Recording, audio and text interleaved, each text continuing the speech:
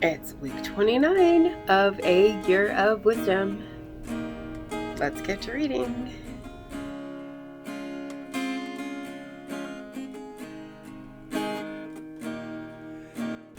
Day 203. Job 31. I made a covenant with my eyes. How then could I entertain thoughts against aversion? What then would be one's lot from God above, one's heritage from the Almighty on high? Is it not misfortune for the unjust and disaster for those who work iniquity? Does he not see my ways and count all my steps? If I have walked in falsehood, and if my foot has hastened to deceit, let him weigh me with honest scales, then God will discover my integrity. If my footsteps have strayed from the way, if my heart has gone after my eyes, or if anything has defiled my hands, then let me sow and let another eat, and let my crops be uprooted. If my heart has been enticed by a woman, and I have lain in wait at my neighbor's door, then let my wife turn the millstone for another man, and may other men have sexual relations with her. For I would have committed a shameful act, an iniquity to be judged. For it is a fire that devours even to destruction, and it would uproot all my harvest. If I have disregarded the right of my male servants or my female servants when they disputed with me, then what will I do when God confronts me in judgment? When he intervenes, how will I respond to him? Did not the one who made me in the womb make them? Did not the same one form us in the womb? If I have refused to give the poor what they desired, or caused the eyes of the widow to fail, if I ate my morsel of bread myself and did not share any of it with orphans, but from my youth I raised the orphan like a father, and from my mother's womb I guided the widow. If I have seen anyone about to perish for lack of clothing, or a poor man without a coat, whose heart did not bless me as he warmed himself with the fleece of my sheep, if I raised my hand to vote against the orphan, when I saw my support in the court, then let my arm fall from the shoulder. Let my arm be broken off at the socket. For the calamity from God was a terror to me, and by reason of his majesty I was powerless.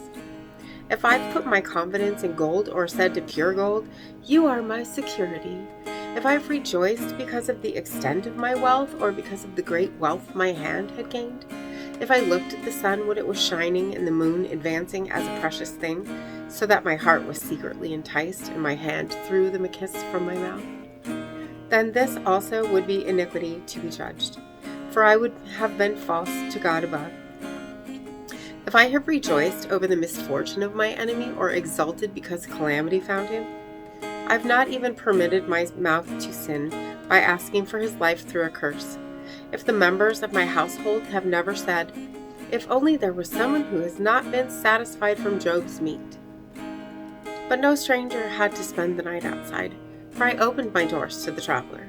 If I have covered my transgressions as men do by hiding iniquity in my heart, because I was terrified at the great multitude, and the contempt of families terrified me, so that I remained silent and would not go outdoors?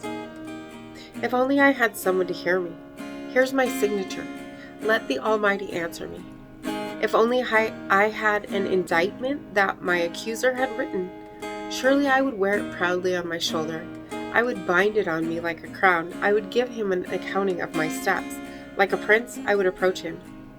If my land cried out against me, and all its furrows wept together, if I've eaten its produce without paying, or caused the death of its owners, then let thorns sprout up in place of wheat, and in place of barley, weeds. The words of Job are ended.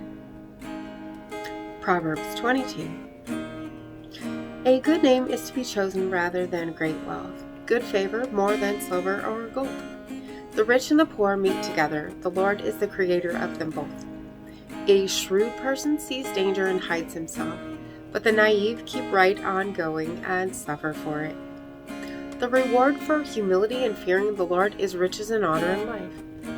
Thorns and snares are in the path of the perverse, but the one who guards himself keeps far from them. Train a child in the way that he should go, and when he is old he will not turn from it. The rich rule over the poor, and the borrower is servant to the lender. The one who sows iniquity will reap trouble, and the rod of his fury will end. A generous person will be blessed, for he gives some of his food to the poor. Drive out the scorner, and contentions will leave. Strife and insults will cease. The one who loves a pure heart and whose speech is gracious, the king will be his friend. The eyes of the Lord guard knowledge, but he overthrows the words of the faithless person. The sluggard says, "There's lion outside. I will be killed in the middle of the streets." The mouth of an adulteress is like a deep pit. The one against whom the Lord is angry will fall into it. Folly is bound up in the heart of a child, but the rod of discipline will drive it far from him. The one who oppresses the poor to increase his own gain, and the one who gives to the rich, both end up only in poverty. Incline your ear and listen to the words of the wise, and apply your heart to my instruction. For it is pleasing if you keep these sayings within you, and they are ready on your lips, so that your confidence may be in the Lord. I am making them known to you today, even you. Have I not written 30 sayings for you, sayings of counsel and knowledge, to show you true and reliable words, so that you may give accurate answers to those who sent you? Do not exploit a poor person because he is poor, and do not crush the needy in court, for the Lord will plead their case and will rob those who are robbing them. Do not make friends with an angry person, and do not associate with a wrathful person, lest you learn his ways and entangle yourself in a snare. Do not be one who strikes hands in pledge or puts up security for debts. If you do not have enough to pay, your bed will be taken right out from under you. Do not move an ancient boundary stone which was put in place by your ancestors. Do you see a person skilled in his work? He will take his position before kings. He will not take his position before obscure people. And as always, thank you so much for being here today. If you haven't already, hit that subscribe right there and click the bell so you can get notifications. And if you wouldn't mind, hit that like button for me. And I will see you tomorrow. And my Maranatha. heart is worry worn. I know without a doubt you'll carry me out of the storm. I'm standing at the crossroads. I'm lost without a clue. I need a big pink neon sign to show me what to do. I thank you, Lord. It glorifies you when you're the only answer. I praise you, Lord, for holding what's too much for me. And I'm amazed by you, Lord, because nothing's too big and nothing's too small to lay at your feet.